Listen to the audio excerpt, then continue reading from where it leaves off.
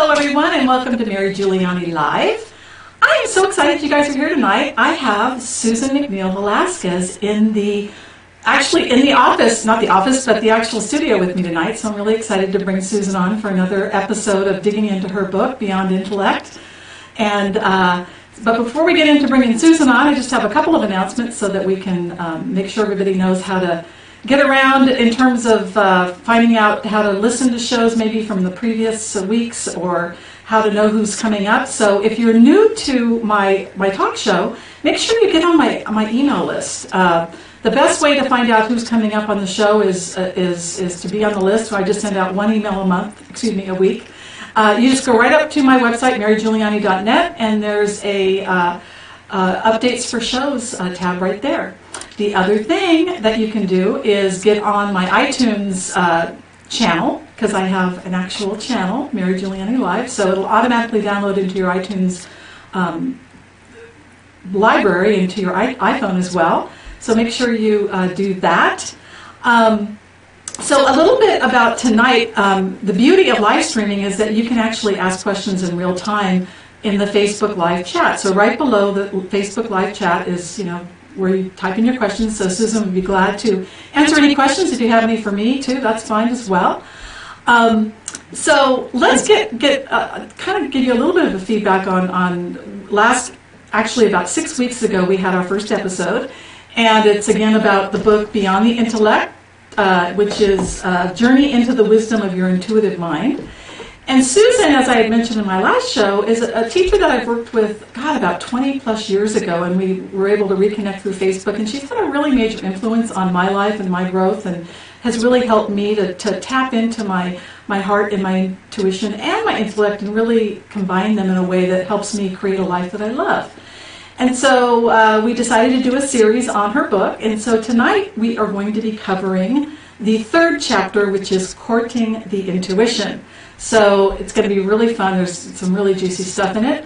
And so basically, again, please, type in your questions as soon as you know what you would like to ask, or if you want to make comments, you can do that too. Another thing about Susan, just so you know, is that she is a master facilitator who writes and produces personal development workshops and seminars. And she's actually one of the founders and first women facilitators of the Human Potential Movement. So she was way back when Werner Erhard was out there, and maybe a little bit after Werner Erhard. Okay, yeah. So she was right out there from the beginning, and so it's so cool to have her here again. And she's been teaching an advanced experiential training called Unleash the Power of Your Intuition for, the past 23 years. In fact, I was in several of those groups of hers, and they were, like I said, very transformational. And the book is based on a lot of the stuff that we did in those groups, so it's a fabulous book. Without further ado, I want to welcome, let me just bring on Susan's book so you can kind of see that.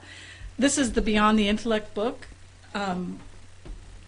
Journey into the Wisdom of Your Intuitive Mind. And so with that, I want to welcome Susan McNeal Velasquez. Hi. Here we are again. Yay. All right. So, Susan, we are on chapter 3. Now, last time we did chapter 1 and 2. Correct. Which was great. So chapter 3 is about courting intuition. And so, one of the things that was really interesting about when I was looking at what we're going to talk about tonight, it was really interesting. You have a beautiful part where you talk about there's 4 attitudes to foster self-trust and intuition. And I just thought maybe we could start with that, or just overall courting intuition. So how would you? I named that chapter "Courting Intuition" because I thought if you look at intuition like a person, and that's a person that you want to have in your life, mm-hmm. then what are that person's standards that are necessary in order for you to be interesting to intuition? Mm-hmm. So I just turn it around a little bit. Rather than going, I'm interested in intuition. Well, maybe intuition isn't interested in you. Right. And so that's really courting intuition basically says that there are certain behaviors mm-hmm. that that are necessary. And these happen to be the same behaviors that need to be there in order for us to be a trust builder. Yeah. Not only with intuition, but with everybody and with us. Interesting. So, yeah. So what happens is the first two would actually be about being congruent. So what is congruent? Congruence is basically that what you say and what you do are the same thing. Right. So you not only talk the talk, but Right. you walk the talk. Right. Exactly. Okay? All right. So that's the first one. The second one is reliability. Right. And so reliability is that that you come through on what you say you're going to come through on. Right. Right? So those two, now we're talking about 4 attitudes Right. that basically courting intuition require. But those first two, and you can even, if you looked in the dictionary about the definition of trust, Right. it would pretty much tell you a kind of a definition that would say you need to be reliable. Right. And they would really kind of refer a bit to being congruent. Right. But there's 2 that usually are not talked about. Right. And that is openness and acceptance. Ah. Okay? So, and it goes without saying that being honest is the Right. the foundation. So, so what we're talking about in courting intuition is these 4 things. Now, actually, you can be a basically pretty good person, and you can get along in life if you're reliable and congruent. Right. Okay, people say, well, that's a trustworthy person. That's very nice. But that's basically skill level, that you Right. do what you say you're going to do. Openness and acceptance are, that's an art. Yeah. It's not a science.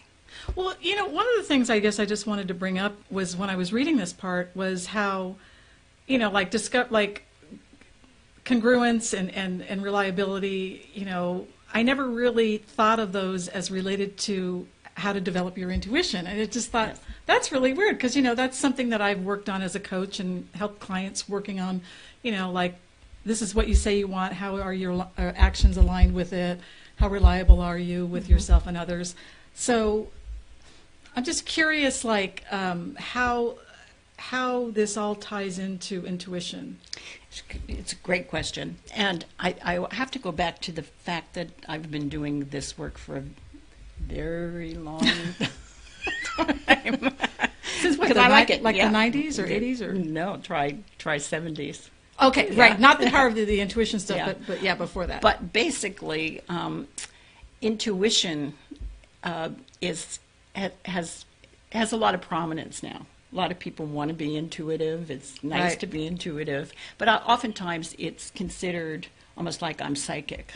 yeah, you I know can what? read you. How would you define the difference between what you're talking about with intuition? That's great. Yeah, what I'm talking about, intuition actually, it used to, in the Catholic Church, the Catholic Church used to call the Holy Spirit or the Holy Ghost was also intuition. So intuition, in the way that I frame it, is actually it's not a skill. It's that you use certain behavioral skills to create a platform or to make yourself attractive to this inner voice. Right. So right. so when I'm talking about, I'm really talking about that, you might have read somewhere that it says that still small voice within. Right. Well, it's basically that my intent is that we all have a wisdom base. Right. But right. that wisdom base is really based on our life experiences. Right. And more than that, it's based upon us owning our life experiences. Okay. And what that means is that we're not just trying to fix ourselves and figure ourselves out. We Right. really are at the place now where we're going deeper into our spiritual bodies, as well as so that, and the notion of that we have 4 bodies. So we have a physical body, we have a mental body, we have an emotional body, and we Right. have a spiritual body. And so the whole idea is to get all of them working together. And Okay. so it's the thing is that you have to learn the concepts. You Yeah. have to learn the Yeah. concepts before you can jump into the pool of saying, you know, my mind is filled with higher learning. Right. And so that your mind frames the environment. Right. And then my emotional body is clear. Mm-hmm. In other words, I can experience appropriate fear, appropriate anger, Right. appropriate sadness, appropriate joy, laughter, etc., etc. So we're talking about this. See, this is why I've been in it for such a long time, because I participate in all the seminars that I do. And I love that about you. Yeah, you know. It's like you're an open book. Well, and it really came from the idea that I actually, because I started in this business so young, that I was with institutions that had PR. They had a PR firm. Right. I know the guy that I worked for told me he wasn't going to let me out of the building unless people would kiss my robe when I went out, which was terrifying. It was in other words, what was happening? What was happening was it was a lot of hype. In other words, it was you were a facilitator. So right. basically, you get a reputation of being a guru. Sort of like a rock star, a sage on the stage. Yeah, it's exactly versus right. the guide on the side. Yes. Versus the guide on the side. Well, you know, first of all, personality-wise, I'm a trained extrovert. I'm really kind of internal. Right. And so it was terrifying to me. Yeah. That people actually thought I knew something. Yeah.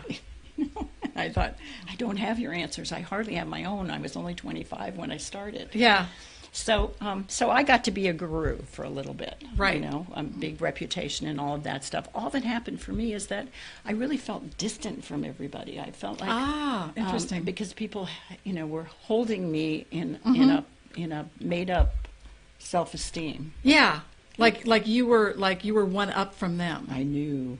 Yeah, and that you had their answers. Right. Yeah, exactly. So this is really interesting because I have a lot of history of working with psychics and mediums and different people in the metaphysical world, and so this was really interesting just hearing your definition of intuition versus more the metaphysical. Because when I'm hearing you talk about intuition, I'm not hearing you talk about tapping into maybe messages from guides or past lives or any of that. It's really more of this life, the wisdom that you've gained from living in this life for this many years, and just what's going on the planet. Or well, you know, again, there's a structure to this from the standpoint that I believe, and I experienced it personally and helped other people to experience that also, is that basically, number one, you need to know what your needs are.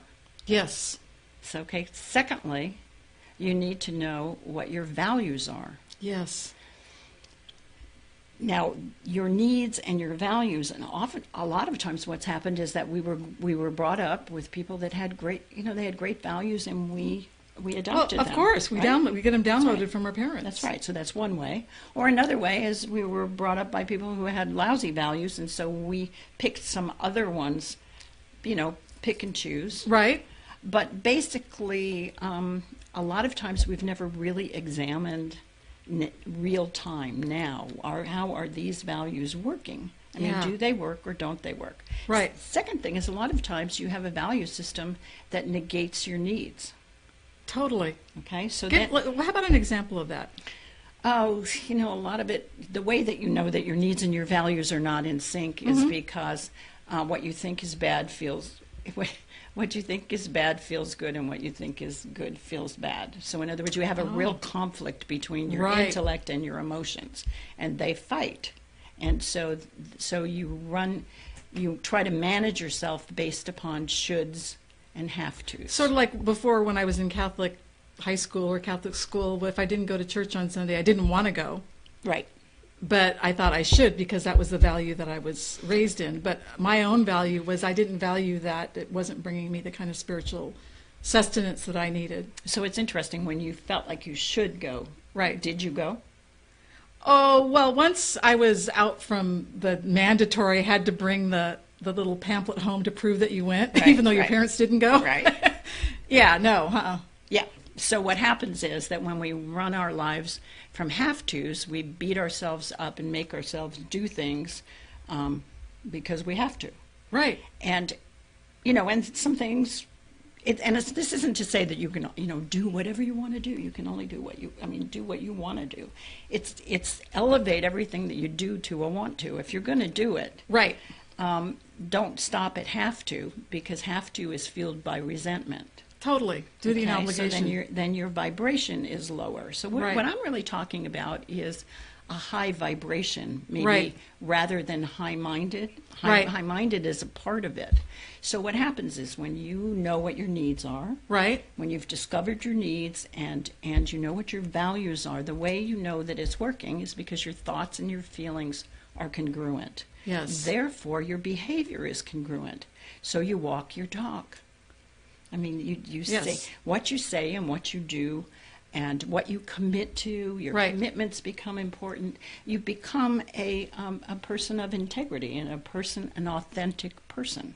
Right. And what I'm hearing when you say a person of integrity, which I think a lot of people mistake with morally okay.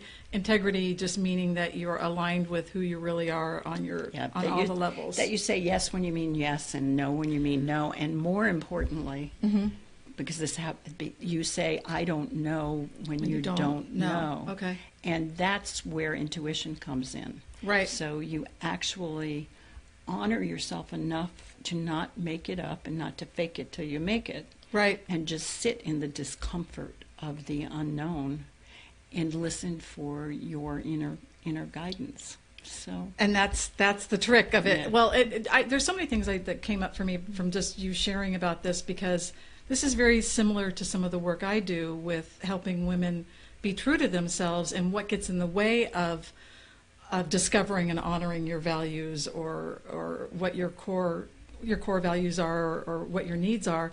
And a lot of times there's so much pushback from culture and from family and from friends that the fear is that if I'm true to myself, if I say to no to you, then you'll leave me and I'll be alone. Mm-hmm. And so how do you help your students or the people that you work with overcome that? The fear of because this is a skill that you have to get together if you want to do intuition. So it's like, okay, well, my needs are that I really need to be true to myself, but my husband or my partner demands that I do everything for him or her, and I know that it wouldn't fly if I got my needs met. Well, I'll tell a personal story just because it just popped in my head, and I'm going, should I or shouldn't I? But do tell. Yeah, well, because frankly, I was the least confident person you could ever meet. Right. And I went to a very confrontational seminar when I was about 23. Mm-hmm. LifeSpring? No. It was called Leadership Dynamics. Oh, and actually, I thought I was going to learn how to be a really good executive wife. Okay? All right. And no, this is embarrassing, but anyway. So we lived in Detroit at the time. Okay. I had 2 babies, 2 little ones, 2 and 3. Wow. And you have 4, right? I have 4 now. Yeah. Okay. Oh, yes. Sorry. And they're lots bigger. But anyway, so what happened is, as I flew actually to Palo Alto. Mm-hmm. I'd never been away. I was basically a mom. Yeah. That's what I was. I was 23. I was a mom. I liked being a mom. And my husband was moving up in this corporation, and so I was going to learn how to be an executive, and he sent me. It was this horrible confrontational thing that was like 4 days. And I was so rigid in my belief system. So I was brought up very strict Catholic. I'm the second oldest of 11 children. I went to Catholic schools. I went to a Catholic girls' school. My yearbook said to get married. That was your goal in life. That was what I was programmed for. Yeah, of course. And I was really, really nice. Really nice. nice. Really nice. And so I kind of... So approval was a big deal for you.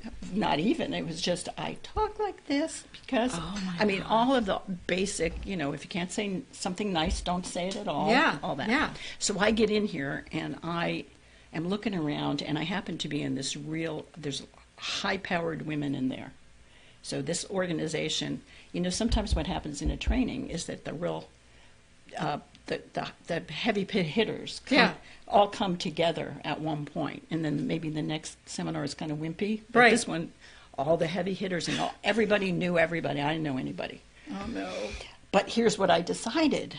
That's what I decided. I am in trouble because what they're doing with the bad people, the people who were having affairs, and because it was just gut-wrenching thing. They just confronted you and tell your story, and it was Oh, my just, it God. was So, crude. like, confess and... Yeah, it was crude. It was really crude. Wow, wow, And wow. it cost like $1,000 for 4 days. Yeah, so that you can get beaten up. And Yeah. And so I'm thinking, oh, no. Because I didn't have a story. I have 2 kids, and I take them to the park. And you've been really nice all your life. And I'm really nice. And these people are bad people. This Yeah. one's having an affair with that one's husband. We Oh, just my found God. out. I mean, it was just like bait and place. So, so when it was my turn, I freaked out. Yeah. But the way I did it was I made no sense. I mean, it was like if you were supposed to tell a story, like Monday, Tuesday, Wednesday, Thursday, Friday. I did Tuesday, Friday. I was just freaked out. And bottom line, what happened is I don't even know what I said, but the facilitators, decided that I was a bitch. Okay. No, that's not okay. I was just devastated. How could they think that of me? There were 26 women in there. Right. They all thought that. Wow. So, I mean, I sunk into this hole. I just thought, this was just, they were wrong. Yeah. They are just wrong. And then I sat there for hours, it seemed like, and just spiraled down. Bottom line, make a long story short, I ended up confronting some of the things that they were doing, walked out of the thing, basically created a lot of upset, and basically the last day was the love day. That's when everybody loves you. And I went, I don't love these people. I hope I never see them again. Right. And got on the plane and felt so free. So the bottom line of it was that who I was pretending to be was somebody who never gets mad, never has an opinion, never does anything. I was being a wife and a mother, and that was what I was going to be. Right. Who I was afraid, I wouldn't even look at that, but apparently they helped me out by telling me I was a bitch. Yeah. It was like the worst thing that could have possibly happened to me. Well, underneath who I was pretending to be was who I was afraid I was, and when I delved into that, then that bitch part actually became my voice, Your power. my intent, my personal power. I can still remember getting on the plane and looking out the window and feeling that rush as the plane went. And Wow. that's exactly how I feel. Wow. And that was really the start of my personal growth. And so basically, normally what we do as nice people, is we have our pretense Yes. that covers up fear. Yes. If the fear starts showing its little head, Right. we put a new layer of pretense over Image management. image management. Exactly right. And we continue on.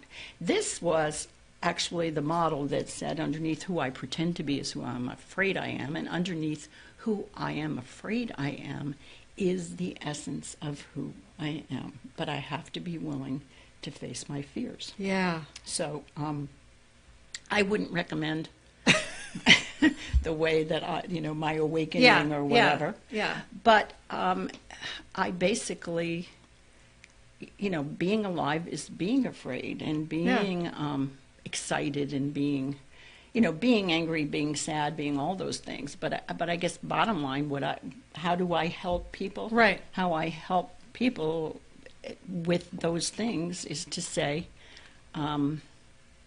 you seem sad. Mm-hmm. You seem sad. Mm-hmm. I'm not sad. I'm Mm-hmm. mad. Yes, you sound mad. Mm-hmm. I'm having a feeling that because you're mad enough, Mm-hmm. that maybe there's some sad.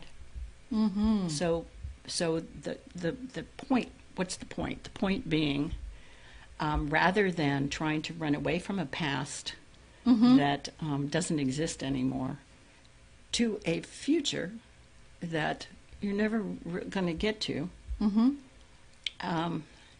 what you do is really start looking at who am I, Mm-hmm. and what's happening now. Mm-hmm. I mean, what's going on with my life now? What do I need to confront? What do I need to let go of? What do I need to open up to? Right.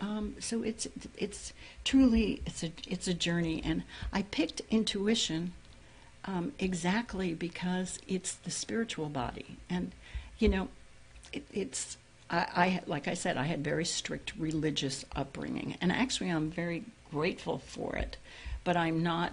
You wouldn't call me religious today. Mm-hmm. I would say I have a deep spirituality, Mm-hmm. really based upon really having no idea what's going to happen. Mm-hmm. All I know for sure, and this is the one thing that at least in working with me, you have to have come to the conclusion that you're not running the universe. Yeah. And therefore, it probably behooves you to make a connection with whatever those energies are Mm-hmm. that is. Mm-hmm. And so it's a step-by-step journey. Yeah, absolutely. Well, thank you for sharing that story. Wow. It's interesting. It's funny, how those things just Yeah. kind of Yeah. come back up. Yeah, exactly. So congruent. So that's what we were really talking about, is like when you're trying to establish your core values and your needs, and you're trying to deal with all this stuff that's you were programmed to be from the time you were a little kid and in our culture, and then here you are, wondering why your life is not fulfilling.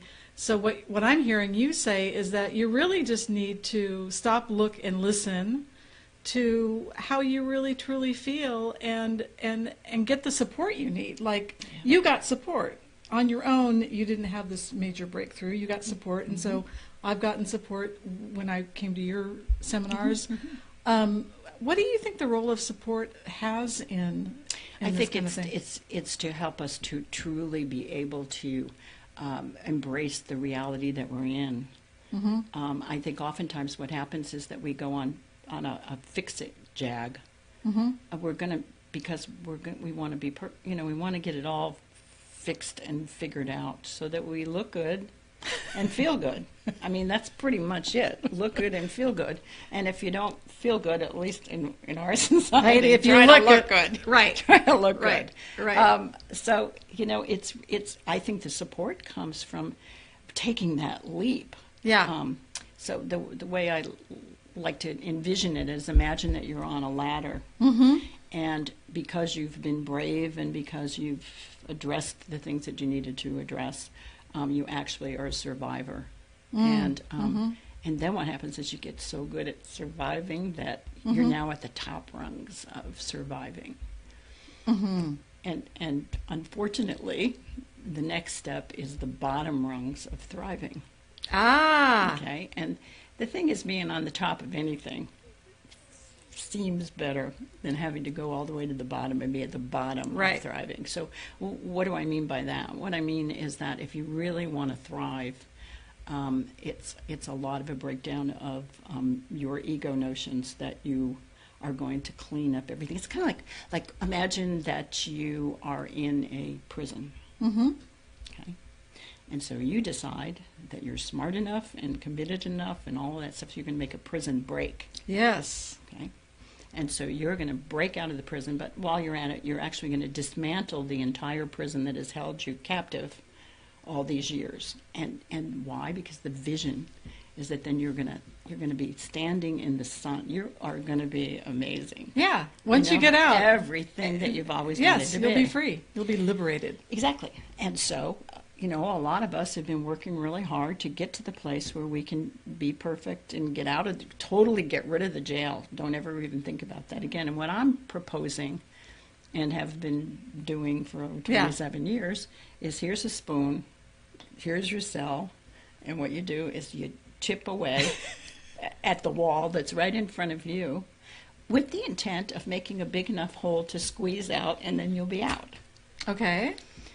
Now, there's not going to So be... what's I'm just trying to understand. Difference? I'm trying to understand the point. So why is the spoon and just the hole big enough better than dismantling the whole thing? Because you'll never dismantle the whole thing. Okay. And all that glory that you're going to get, like the ticker tape parade you're going to get, and how everybody is going to just hold you in such high esteem. Yes. Versus you crawl out of the deal, when you're dirty and you're right. And if all the other people in your row also did the same thing, you're just regular.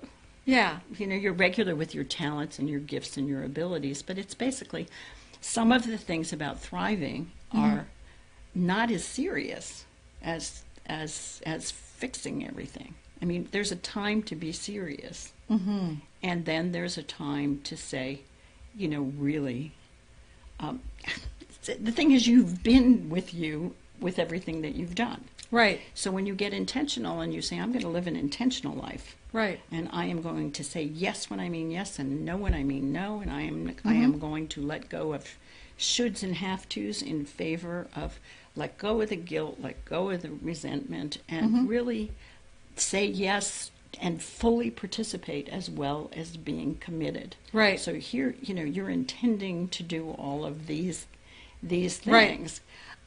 It's basically you know all the times when you said yes and you really meant no. As a matter of fact, if we could go back in your life, or any of us, and find every time when you said yes when you really meant no, and every time you said no when you really meant yes, this is what you would find.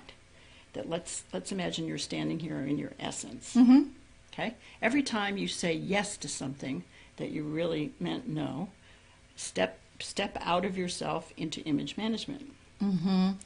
Every time you say no to things that you really, in your heart of hearts, it was a yes, your heart closes down. Ooh. So you have and then you would have a pure map of how you got where you are. Right. That makes complete sense. Okay. So let's say you decide, okay, here's where I am. I am going to, from this moment on, say yes when I mean yes, no when I mean no. When you already know your history, you were there.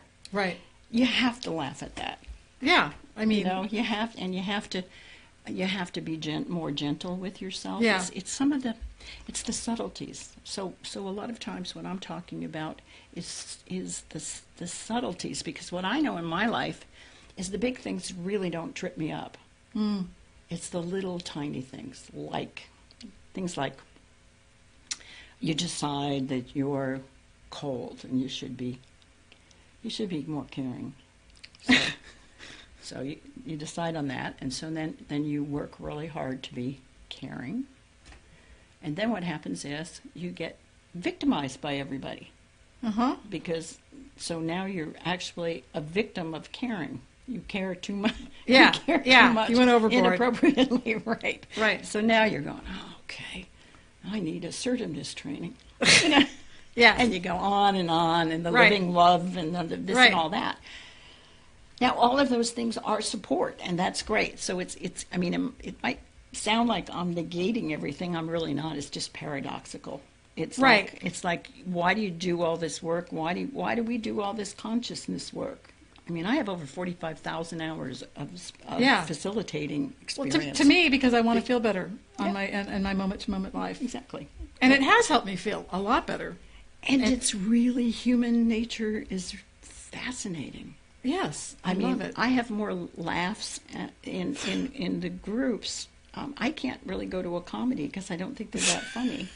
I mean, Right. I mean, what people have to say is just so much right. I more mean, interesting. To me, doing all the different groups that I've done, whether I'm a participant or a facilitator, has helped me recognize that I'm not the only one. Yeah. That we're so alike, that we're so connected, And it's like when I isolate myself and think I'm the only one with these challenges and have shame and guilt or whatever about it.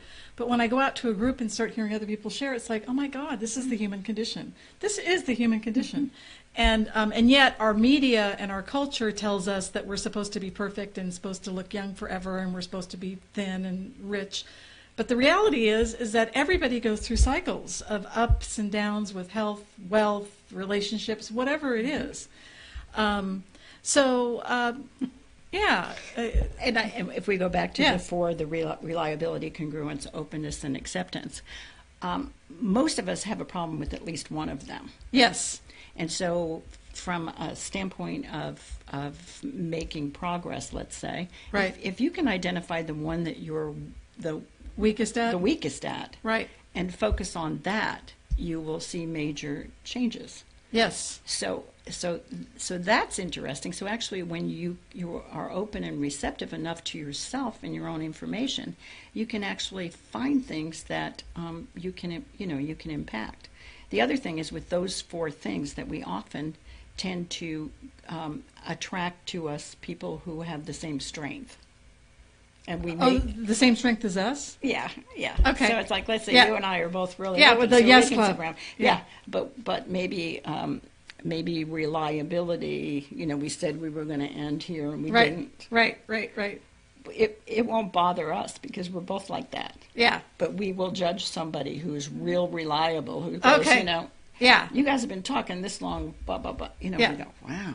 They're really judgmental, aren't they? Right. It's all like kind of like what you relate to. Yeah, exactly. So one of the things I was looking at with the openness is you talk about how it's our willingness to examine our preconceived ideas of who we are and what we think and how we feel. And I love how you put it's the skill of our intellectual and emotional curiosity about ourselves, and allowing ourselves to be real and perfect versus perfect. And this is the other piece on openness that I think is really key, is letting others into the secret hidden chambers of our inner life. It requires discernment and risk. And for me, I would say the past 5 years has been huge around openness for me. Just doing the show and talking about a lot of the personal issues that I've had in my life.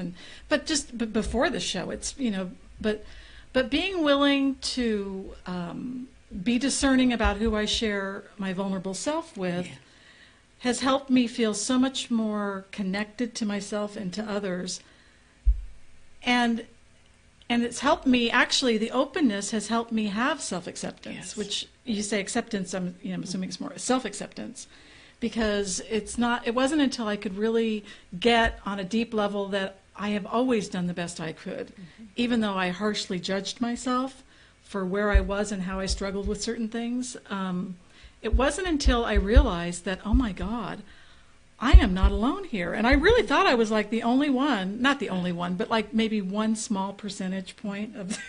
Well, yeah, because everybody else looks solid when you're looking at them. Yeah, exactly. And if they're not going to cop that they're a mass of thoughts and feelings, then you're a mass of thoughts and feelings, and you look out there and go, wow, everybody looks like they have their stuff together. Right. And it's like once you can, and like the Brene Brown stuff I've done has been so helpful with that, because it's all about vulnerability. Like she would talk about how people would invite her to come to speak at like creativity and innovation conventions for businesses and stuff like that, and they would say, but there's just one thing, Brene, if you could just maybe not like use the word vulnerability or shame or anything like that when you come to us. She's like, creativity and innovation is like is the birthplace of vulnerability. You have to be willing to fail. You have to be willing to not look good. You have to be willing to just be out there.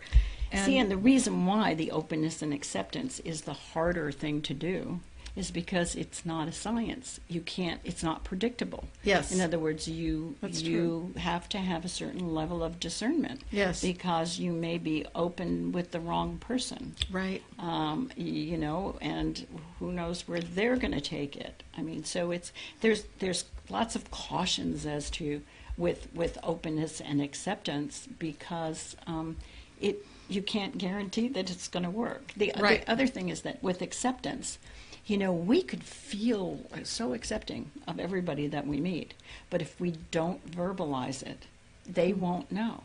Yes. That's You so know? perfect. That's You so know? important. In fact, that's one of the things I love about you is you've always been so affirming. You're a very affirming Thank you. person. So when you experience Susan at one of her seminars or wherever, it's pretty much guaranteed you're going to walk away feeling affirmed. I think it's because of that experience I told you about. Basically, I went, if I can get out of this kind of stuff, Yeah. I know where I started. Yeah. And so it's thrilling to me today that actually, with different upbringing, the younger people that I get to work with are really so much more solid than my Interesting. generation was. And, and I actually started, the human potential industry started because the climate was that you did not air your dirty linen in Right. public. That's first. Secondly, everybody was role-oriented. I mean, anybody that walked around and talked about feelings was suspect. At least I'm from the East Coast. Like suspect just being Like, what Yeah, a whack job. you yeah, know? yeah, That kind of suspect. yeah. Go to therapy. Wow, yeah, right. why do suck Yeah. it up. Yeah. So strength was the Strength the was. currency of the day. Yeah, little kids. I mean, I think at least, I don't know what was happening out here, but I know on the East Coast, Yeah. everybody had a strength value. Yes. So you just did not show your vulnerability, but therefore you didn't have the connections that are so, exactly so as you so aptly put, Yeah. that when you started, you took the risk to be Yes. open, Yes. then you also got the acceptance that comes with that. right? Yes. Because people can identify. And so that's, Yeah. so again, these 4 basic skills Right. are what sets the stage for you to be able to, hear your own inner wisdom. Cool. And that's the goal, pretty much, is Right. to be able to have inner conversations with yourself. Mm-hmm. And if there's too much static in your nervous system, Mm-hmm. you start thinking that static. Can you imagine if a TV or whatever, goes off the air, Right. that noise that's so horrific? Yes. Well, if you have that kind of static in your nervous system, what that is that's unfinished business from the past Yes. that needs to be welcomed home. I mean, I the way I see it is, it's like we need to welcome our orphaned feelings home. Mm-hmm. And as we do, then we find out that that's part of our experience. I mean, that we understand, we can understand others. So Absolutely. that's ultimately what we're after. Well, and I think the other thing about the self-acceptance part of the 4 pieces that we need to tap into our intuition, the piece that really, really helped me was this is my own personal thing, is adding self-compassion and self-forgiveness with the self-acceptance. Mm-hmm. Because I think the biggest hurdle for me was being so judgmental of all of my history with my addiction stuff and my weight stuff and just all of that, and just recognizing that I am a unique child of the universe. I was raised in the family that I was raised in with the challenges that I had, and any kid raised in that environment would end up with the issues that I have. Mm-hmm. And like every kid has their own unique issues, but it doesn't make me a person that's not worthy or not strong or not, kind, loving, lovable person. It just, but before I did a lot of this work, I used to feel that way because Sure. nobody was talking about it. Exactly. So, so having that safe space and having the information, like with what you do, is so helpful because, first of all, you feel safe, and then you feel affirmed, and then you have a structure of working on the openness, working on the reliability, working on the congruence and the acceptance.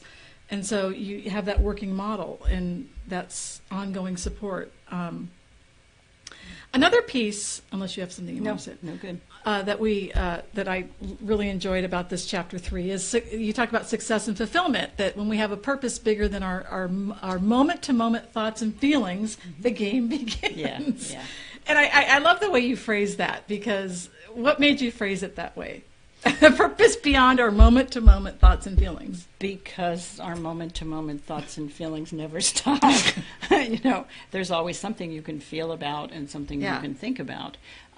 It's focusing. Maybe the best way to say it is it's focusing those four bodies I just talked about.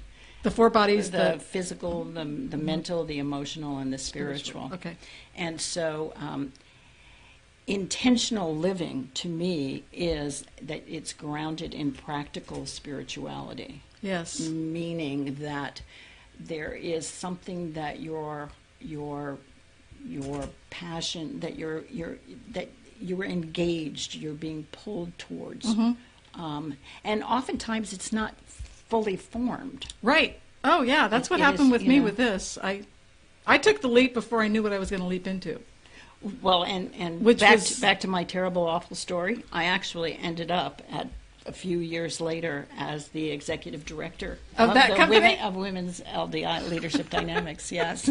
Yeah, I did. Changed some of the deals. But at that time, I really did see crude as it was, right? The opportunity to really do some transformational, take some transformational leaps. But having something bigger than our moment-to-moment thoughts and feelings is on the way to find a purpose. Find a purpose that is. And it's a step-by-step thing. It's not like dismantling the prison example. Right. Also, what your calling oftentimes. I like the notion that what you're seeking is also seeking you. Yes, I love Therefore, that one too. if you don't know what you're doing, you're sitting in the unknown. That's a perfect time. All that's happening is that what's seeking you is late. Yeah. It's not, you're ready and it's not. Right. And I know in my life, one of the real transformational times was actually when I divorced. I became head of household. And when I did that, my notion, I had a cadre of people.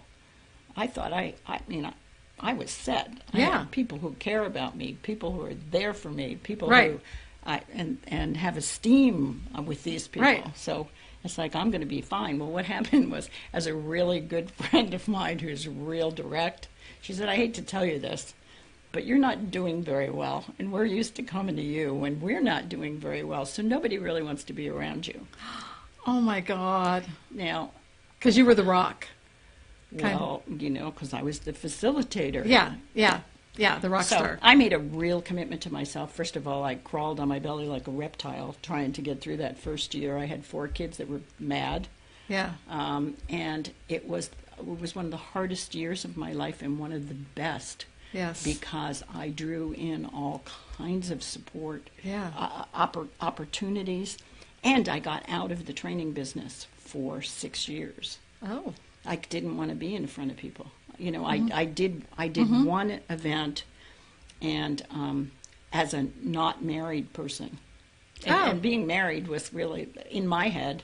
It's like, hey, I'm safe. I can fly all over the place. It doesn't matter. I'm not available. I came off a stage one night, and this guy was standing there.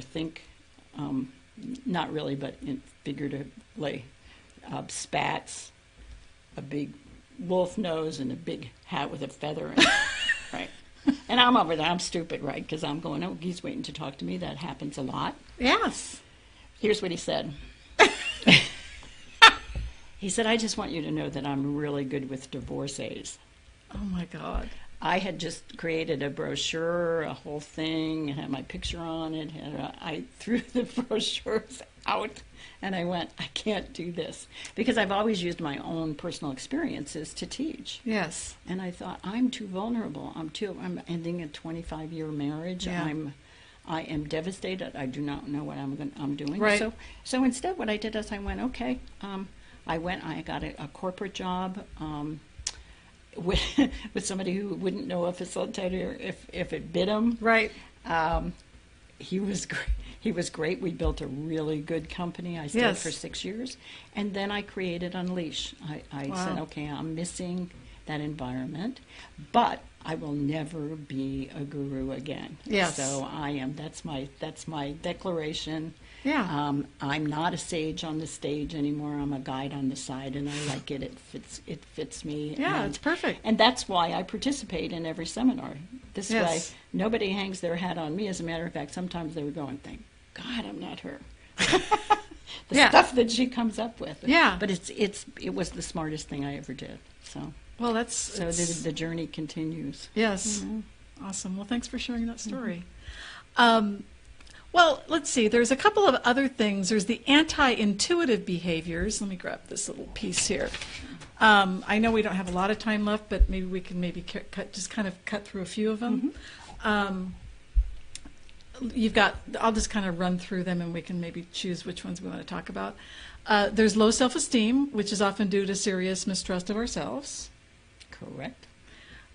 Fear of success, which these are the things that can prevent you from tapping into your intuition. Yes, yes. Low self-esteem, basically, what that means is that anything that comes from you, you figure, it's like the Woody Allen thing, any club that would have me is probably not worth it. Yes. So you can't get insight, your good insight, because you don't respect anything that doesn't Right. come from external.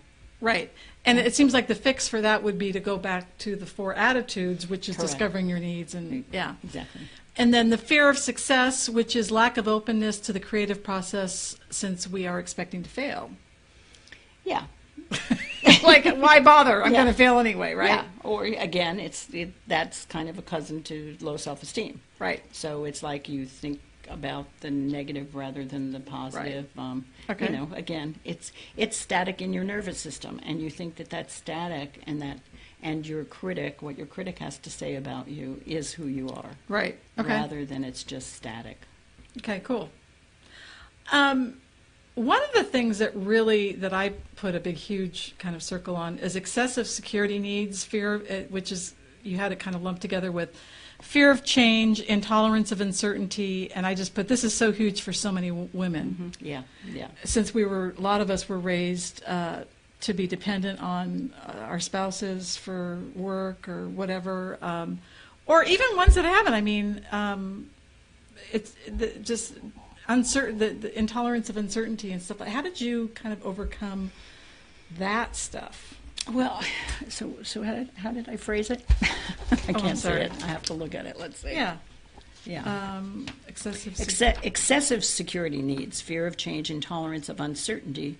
So that one gets in the way because your intuition because your security needs are so important. The only way that your inner voice will talk to you is about fear. About your fears, yes. not about your aspirations. Okay. So a lot of times you're just stuck in the fear mode. A lot of times lane. what it really means is that your emotional body, you're stuck in the hurts from the past.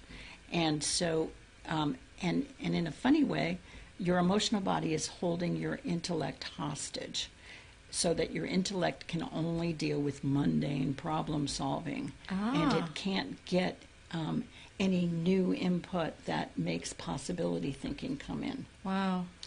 So the imagination actually is high-minded intellect. Right. So imaginative perception Mm-hmm. is positive imagination, and positive imagination is what furthers you on dream. Absolutely. Dreaming. Absolutely. And that was one of the reasons I decided to take, after my relationship ended a couple of years ago, I decided to take some time off because I knew I needed to just sort of decompress and reassess and get quiet and just give myself time to stop, look, and listen, and just really listen. Yes. I mean, and just as an individual single woman at this stage in her life. And so what you're talking about, what you're highlighting is, it's interesting because we don't think about that stuff. It's usually the times when we're going, I am out of juice. I do not know what I'm doing, where I'm going. It's the unknown. Right. And to really face the unknown and be able to be quiet enough to feel the pain, but with the intent to move on. Well, and exactly what it took for me was trust. Like, I'm 57, so it's like, I'm 5 years from Social Security. So it's like, okay, so do I spend all of my savings on like hanging out, like wondering, what's, well, I mean, I know that's kind of a flippant way to say it, but I've done enough personal growth to realize that this is exactly what I need to do. Yes. Because, once I get involved with another business or another job or another relationship, that's going to take me off into all these other areas when I can cultivate this energy and this flow and this vibration that's really the core essence of me. So that's where, so you're seeking your own personal path. Yeah. And when you're seeking your own personal path, there are some real benefits to finding that, which is basic, but some real prices.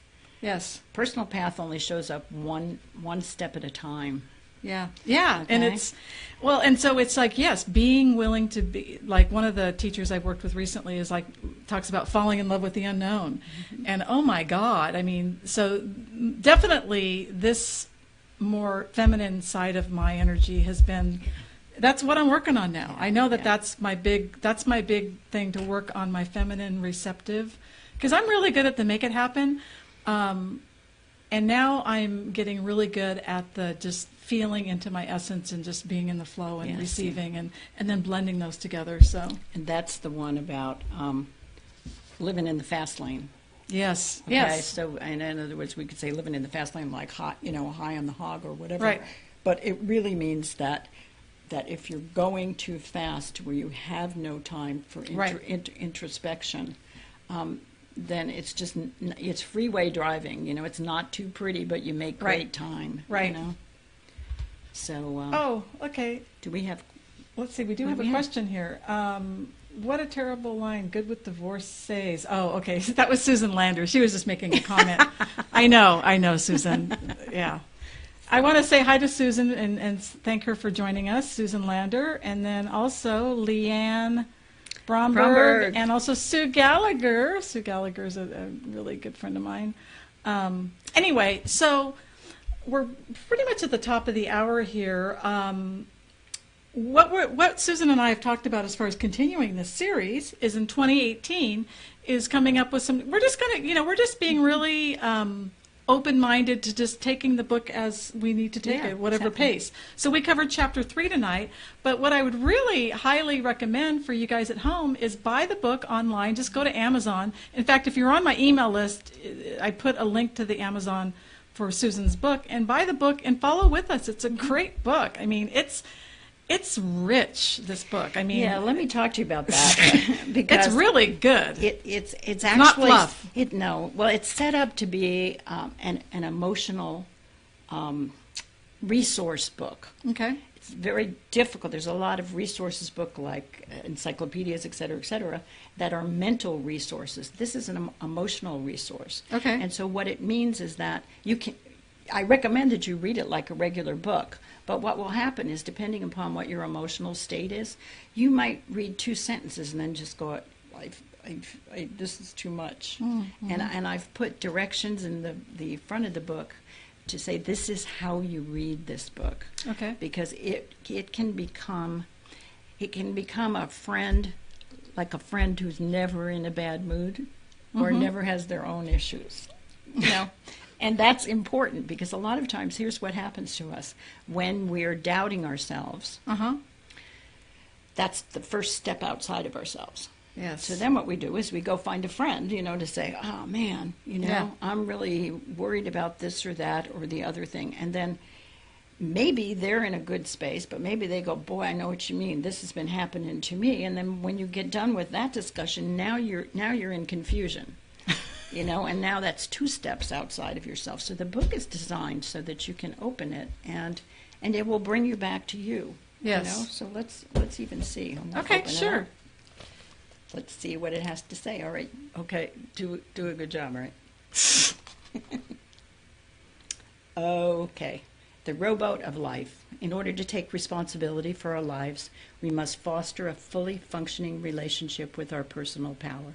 A strong physical body, mental body, emotional body, and spiritual body, all functioning together, is the essence of personal power.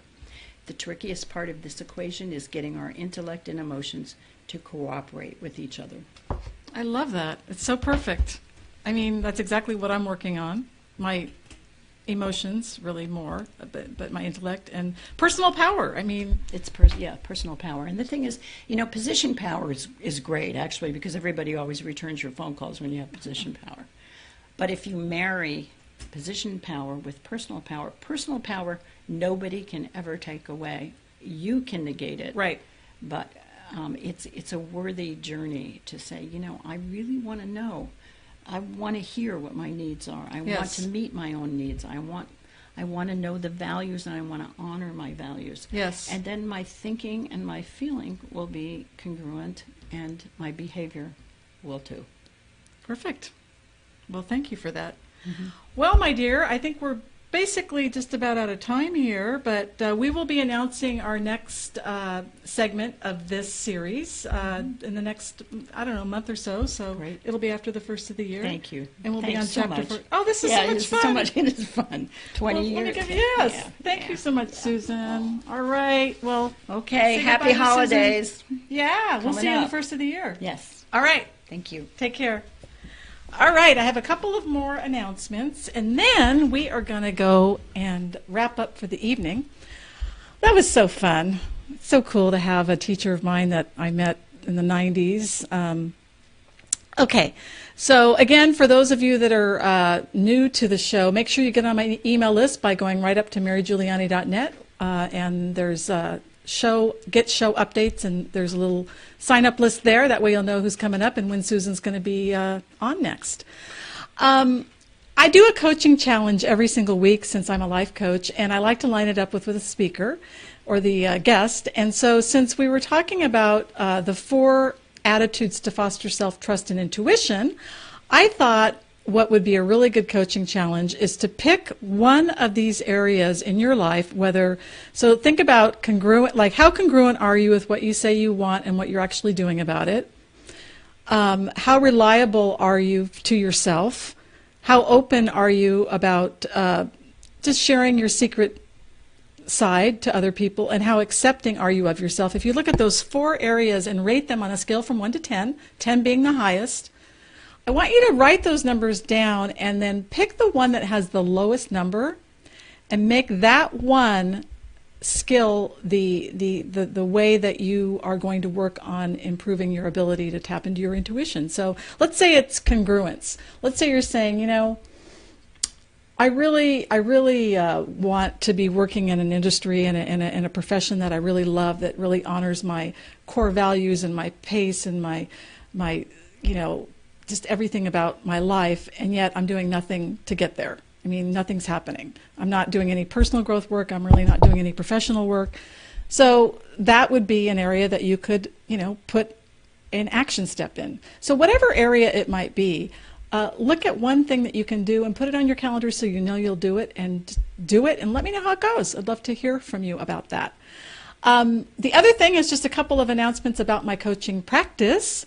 So I do 2 types of coaching. I am a life coach where I work with women in midlife that are really wanting to take their whole calling to another level and really get the kind of traction that they want, to really feel like they're totally tapped in, tuned in, and turned on about their lives.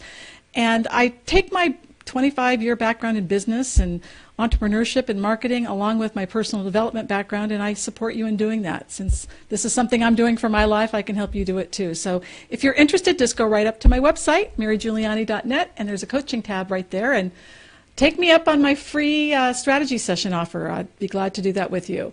The other thing I do is live stream coaching. So if you're a person that wants to reach your audience through live streaming, like having your own talk show like this, or having a webinar on Zoom or any of these live stream platforms, and you feel like, oh, I don't have the tech skills, I don't really have the equipment, I can help you. I can actually produce your event without you even having to be there, I can actually do it remotely. So go up to my website and go up to the streaming and the webinar services, and it'll talk a little bit about that. And then next week, I'm really excited. We are actually doing a book review on. It's called The Body Keeps the Score. It's called The Body Keeps the Score: Brain, Mind, and Body in the Healing of Trauma by Bessel van der Kolk. And one of my best friends, Jesslyn Cody Armstrong, is going to be joining me for this. And we had our first episode a couple of weeks ago, about 3 weeks ago, and it's so good. This book is so transformational. So please join me next week with Jesslyn. We're going to have a great show. And of course, the last thing, but not the only thing, is what's one way you can be true to yourself? And what are you going to do to make that happen, and put it down so you will make it happen? And we will see you next week. Have a great night, everyone. Bye-bye.